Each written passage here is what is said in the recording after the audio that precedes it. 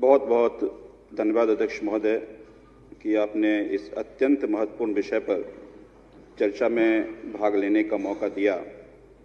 जैसा कि अध्यक्ष महोदय आपने कहा कि माननीय उच्चतम न्यायालय के निर्देशों का उल्लंघन करते हुए दिल्ली पुलिस आयुक्त की नियुक्ति हुई है।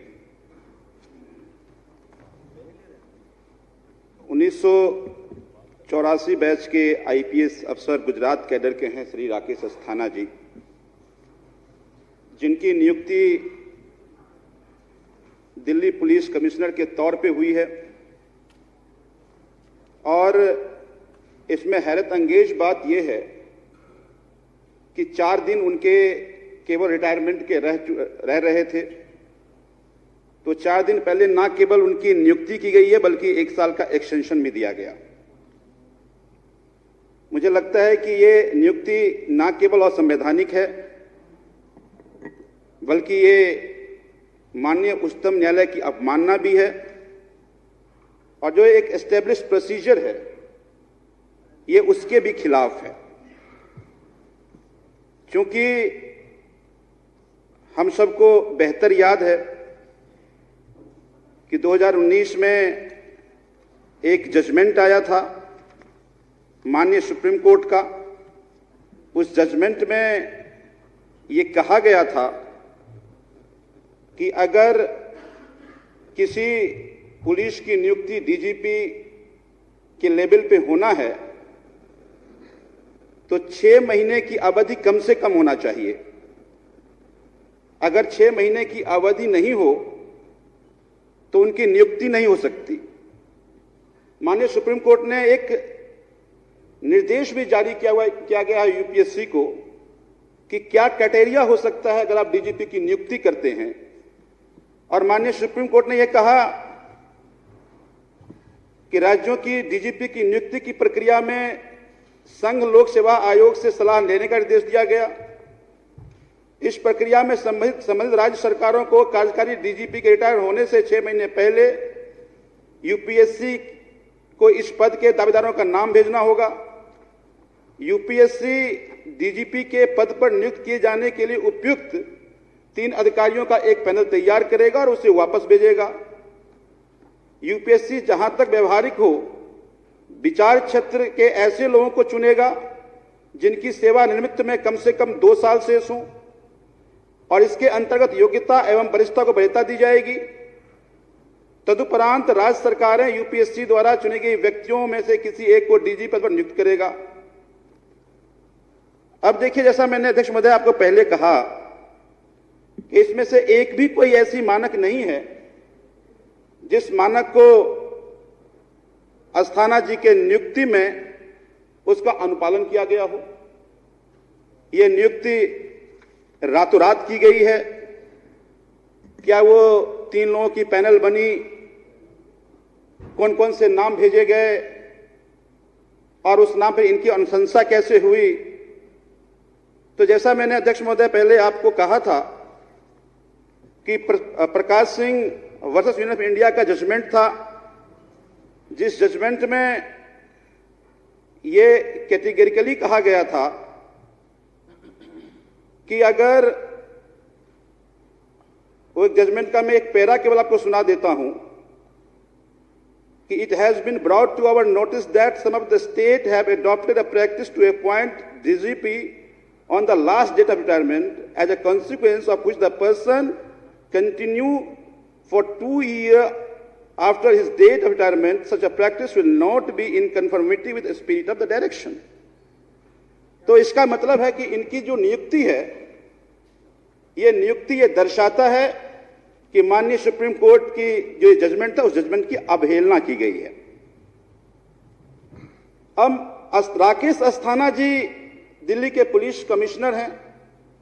मैं कहता हूं ये जो हाईएस्ट पोस्ट है पुलिस का, अगर हाईएस्ट पोस्ट पर कोई आता है तो उनकी इंटेग्रिटी, उनकी कमिटमेंट क्या है, ये सबसे पहले जानना बहुत जरूरी है। अब राकेश अस्थाना जी ब्लू आइड गाय रहे हैं हमेशा प्रधानमंत्री जी के, चाहे वो जब गुजरात में रहे हों तब या अब जब केंद्र में आए हैं तब। जब जब प्रधानमंत्री जी को जरूरत पड़ी है, राकेश अस्थाना जी अवेलेबल मिले हैं उनको। और ऐसे कई सारे इंस्टेंस है। अगर मैं 2002 से गिनने लगूं तो एक लंबा सीरीज है, बहुत वक्त जाएगा। आप सबको याद होगा 2011 में एक केस जिसमें राकेश अस्थाना जी पर लेन देन का आरोप लगा था। 2017 में जो कुछ वाकया हुआ, एक लड़ाई सीबीआई वर्सेस सीबीआई हो चुका था। अब जो व्यक्ति अपने ही इंस्टीट्यूशन को सैबोटेज करे, जो व्यक्ति अपने इंस्टीट्यूशन खत्म करने की कोशिश करे, ऐसे व्यक्ति की इंटेग्रिटी पर हम कैसे भरोसा कर सकते हैं? और हैरत अंगेज बात यह है कि इसी व्यक्ति को, जो आज दिल्ली पुलिस कमिश्नर हैं, उनको जब सीबीआई हेड की नियुक्ति की बात हुई थी, तब भी माननीय सुप्रीम कोर्ट ने कहा कि यह संस्था कमजोर करने की कोशिश की जा रही है, क्योंकि 6 महीने उनके टेन्योर बचे हुए थे।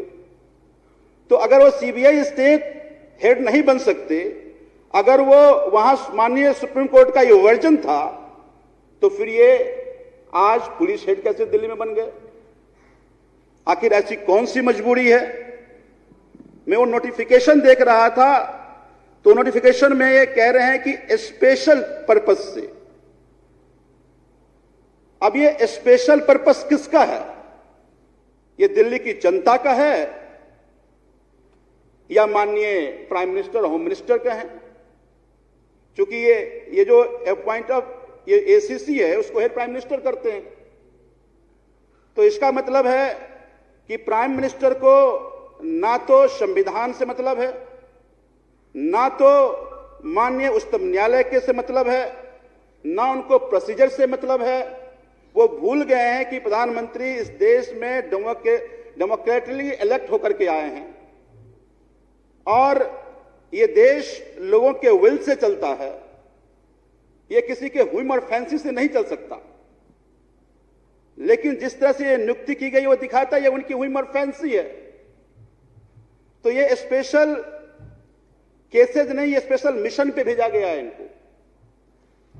और मुझे लगता है कि ऐसा जब जब ये आशंका हुई प्रधानमंत्री जी को कि हम पे किसी तरह की गाज गिर सकती है, तो राकेश अस्थाना की नियुक्ति हो जाती है। चाहे वो सीबीआई का मसला हो या गुजरात में एक सीरीज ऑफ ऐसे स्टोरीज है उसका मसला हो। तो इसका मतलब है कि दिल्ली में कुछ एक स्पेशल मिशन पे भेजे गए हैं। क्योंकि आज गुजरात कैडर के व्यक्ति को कैपिटल के, दिल्ली एक राजधानी है, उसके पुलिस का हेड बनाया जा रहा है, जिनको ना तो दिल्ली का अनुभव है, ना दिल्ली के क्राइम के बारे में जानकारी है, या क्राइम के कॉन्सिक्वेंस है उनके बारे में जानकारी है। इनका अनुभव भी अगर देखें तो सीबीआई में ज्यादा है। तो क्या ये सीबीआई स्टेट बनाना चाहते हैं क्या? ये सीबीआई इन्वेस्टिगेशन विंग बनाना चाहते हैं क्या? तो इसका मतलब है कि इनको दिल्ली में हो रहे अपराध से चिंता नहीं है। दिल्ली में चाहे रोज मर्डर हो रहे हो, या रेप की घटनाएं हो, या मोलेस्टेशन की घटनाएं हो रहा हो, या चोरी हो रहा हो, या डकैती हो रहा हो, उसको रोकना इनकी मंशा नहीं है। क्योंकि अगर ये मंशा उनको रोकने की होती तो एक अगमुट कैडर है, जिस कैडर के जरिए दिल्ली में कौन पुलिस हेड होगा वो तय होता है। उसी कैडर से आते हैं लोग। तो एक बात तो और प्रधानमंत्री जी बताना चाहिए कि क्या यह अगमुट कैडर में कोई ऐसे अनुभवी व्यक्ति नहीं है? किसी के पास दिल्ली में पुलिसिंग का अनुभव नहीं है? डिकेड्स ऑफ एक्सपीरियंस वाले लोग पुलिस में हैं, क्या उन पे उनको विश्वास नहीं है? आखिर ऐसा क्या हुआ कि बालाजी श्रीवास्तव जी को अतिरिक्त प्रभार देने के बाद फिर उनको वापस ले लिया गया?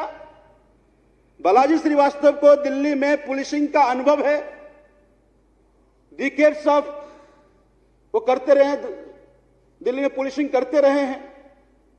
तो इसका मतलब है कि जो अगमुट कैडर के पुलिस हैं, जो अगमुट कैडर के लोग हैं, उनकी भी अवमानना है, उन आईपीएस की भी अवमानना है, क्योंकि आप उन पर भरोसा नहीं कर रहे। या जैसा मैंने पहले कहा कि जिस स्पेशल मिशन आप दिल्ली में चाहते थे, आपको भरोसा नहीं था कि अगमुट कैडर के पुलिस वो आपको करेंगे, इसलिए स्पेशल मिशन पे आपने इनको भेजा है। तो दिल्ली में आप क्राइम नहीं रोकने का मकसद है आपको, दिल्ली को डिस्टेबलाइज करने का मकसद है। आज ही मैंने अध्यक्ष महोदय आपकी पीड़ा सुना कि किस तरह से सदन के अधिकार को छीना जा रहा है।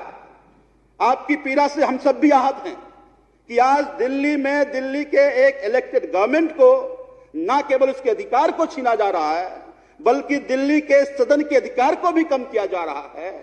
तो एक तरफ आप प्रशासनिक जितने भी राइट्स हैं वो भी ले रहे हैं और दिल्ली में एक ऐसे व्यक्ति को भेज करके डराने की कोशिश कर रहे हैं। पर आप भूल रहे हैं, यहां पर बैठे जितने भी व्यक्ति, मैं दावे से कह सकता हूं कि ऐसे 90% लोग हैं जो पुलिस की इस एट्रोसिटी का शिकार रहे हैं। और कोर्ट में जब ये केसेस गए तो सब धराशायी हो गया। तो फिर आप एक अपना हेंचमैन भेज रहे हैं, कोई इससे कोई दिल्ली का भला नहीं होने वाला।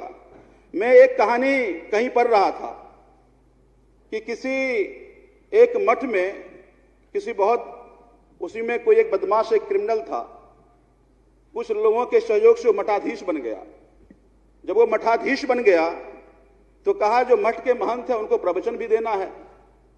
अब बेचारे प्रवचन तो आता नहीं था, दिन रात वो मारपीट करता, गुंडागर्दी करता था वो। तो जब बात होती थी राम कथा की तो उसमें घुसे देते थे महाभारत। तो जब कहा कि भाई ये महंत को तो ये प्रवचन देने आता नहीं है तो एक साथ में एक हेंचमैन को रख लो और अगर मान लीजिए वो लीक से बहक जाए तो वो टॉर्च दिखा दे और जिस पर वो टॉर्च दिखाएगा वो गायब हो जाएगा। वैसे भी लोगों उसमें के लोगों ने कहा कि इस जो मठ के महंत हैं इनकी ट्रैक रिकॉर्ड बहुत लोग जानते, डर से ऐसे भी नहीं बोलेंगे, अगर 2-4 बोले तो टॉर्च दिखाओ, बाकी अपने आप डर जाएंगे। तो आज प्रधानमंत्री जी ने एक टॉर्च बीरर को लाया है कि अगर कोई खिलाफ बोले उसको टॉर्च दिखाओ और वो गायब हो जाए। हो सकता है सदन में जो साथी बोले टॉर्च का रोशनी उन पे भी आए, लेकिन ऐसे रोशनी शिकार हम पहले भी हो चुके, हम घबराने वाले नहीं है। लेकिन चिंता हमारी दिल्ली की है। चिंता हमारी ये है कि आज जो ये दिल्ली में अपराध के रेट हैं, आज जो दिल्ली में तरह तरह के क्राइम हो रहे हैं, वो क्राइम कैसे रुकेगा? क्योंकि कोई बाहर से आया हुआ व्यक्ति ना तो दिल्ली की पुलिसिंग को समझ पाएगा ना दिल्ली पुलिस के कार्य प्रणाली को समझ पाएगा। तो ऐसे में मुझे ये लगता है कि एक बहुत बड़ा दुरुपयोग अपने अधिकार का ना केवल प्रधानमंत्री या जो ये कैबिनेट कमेटी जो अपॉइंटमेंट करता है वो कैबिनेट कमेटी अपॉइंटमेंट की कमेटी इसका दुरुपयोग किया है, बल्कि एक प्रोसीजर जो स्टैब्लिश किया है वो आने वाले दिनों में इसका एक बहुत गलत मैसेज जाएगा। तो इसीलिए अध्यक्ष महोदय मैं आज इसका पुरजोर विरोध करता हूं और साथ में मैं आज इस हाउस में एक रेजोल्यूशन भी लाना चाहता हूं कि the legislative assembly for the national capital of Delhi in the sitting on 29 July 2021 adopted the following resolution. This house expressed strong disapproval over the Ministry of Home Affairs, Government of India, order dated 27 July 2021, Sri Rakesh Asthana to the post of Commissioner of Police, Delhi for a period of 1 year or till further orders. This immature order is in complete violation of the Honorable Supreme Court of India judgment dated 13th March 2019 in the case listed, Prakash Singh vs. Union of India. The judgment clearly lays down that no individual who has less than 6 months of service left can be considered for appointment as a head of a police force anywhere in the country. It is widely known fact that Sri Asthana was to retire from service on 31st July, meaning barely 2 days later. Further, the post of Commissioner of Police, Delhi belonged to the Agmut IPS cadre. This appointment of a controversial Gujarat cadre officer who has faced multiple inquiries on serious charges in the past will only bring Delhi police into a controversy. Further, it is beyond any reasonable understanding as to why a controversial officer who was removed by its central government from the post of a special director CBI in October 2018 and was not considered fit for the post of CBI director only very recently is being imposed on Delhi police. Given the past track record of this officer, there is a reasonable apprehension that the central government will use him for foisting false cases on political rivals to create a region of terror in the national capital. Such a controversial individual should not be heading the police force in the country's national capital. This House directs the government of NCT of Delhi to convey to the MHA that the appointment order of Sri Rakesh Asthana be immediately withdrawn and fresh process for the appointment of Commissioner of Police for Delhi be initiated in accordance with the proper rules and regulations. Thank you. धन्यवाद.